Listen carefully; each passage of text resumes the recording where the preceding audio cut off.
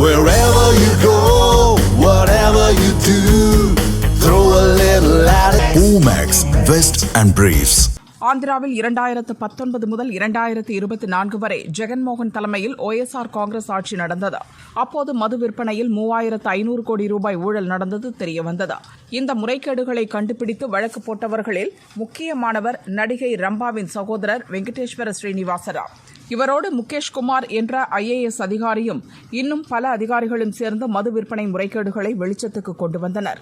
இதுகுறித்து சில மாதங்களாக தீவிரமாக விசாரித்த அதிகாரிகள் OSR காங்கிரஸ் தலைவர்கள், முன்னாள் அரசு அதிகாரிகள் உள்ளிட்ட 11 பேரை கைது செய்தனர். இதில் கைதானவர்களில் முன்னாள் MLA பாஸ்கர் ரெட்டி மற்றும் அவரது உதவியாளர் வெங்கடேஷ் ஆகியோர் முக்கியமானவர்கள். சமீபத்தில் வெங்கடேஷ் கட்டுக்கட்டாக பணம் வைத்திருந்த வீடியோ வெளியானது. இப்போது மதுபான மோசடி வளையத்தில் நடிகை தமன்னாவின் பெயரும் அடிபடுகிறது. ஊழல் பணத்தின் மூலம் நடிகை தமன்னா நடத்தி வரும் ஒயிட் அண்ட் கோல்ட் கம்பெனி கிட்டத்தட்ட 300 கிலோ தங்கம் வாங்கியதாக கூறப்படுகிறது. இதை உறுதிப்படுத்தும் விதமாக வெங்கடேஷுடன் தனி விமானத்தில் சென்ற தமன்னாவின் போட்டோக்கள் வெளியானது. இதனால் இந்த மோசடியில் நடிகை தமன்னாவிற்கும் தொடர்பு இருக்கலாம் என்ற சந்தேகத்தில் அவருக்கு நோட்டீஸ் அனுப்பப்பட்டுள்ளதாக சொல்கிறார்கள்.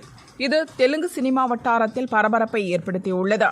இன்னும் பல அரசியல் பிரபலங்கள், முக்கிய புள்ளிகள், சினிமா பிரபலங்கள் சிக்குவார்கள் என கூறப்படுகிறது. ஏற்கனவே தமிழக டாஸ்மாக் ஊழல் புகார் தொடர்பாக நடந்த ரெய்டில் சினிமா துறையைச் சேர்ந்த சிலர் சிக்கினர். இதேபோன்ற சம்பவம் தற்போது தெலுங்கு சினிமாவிலும் நடந்துள்ளது.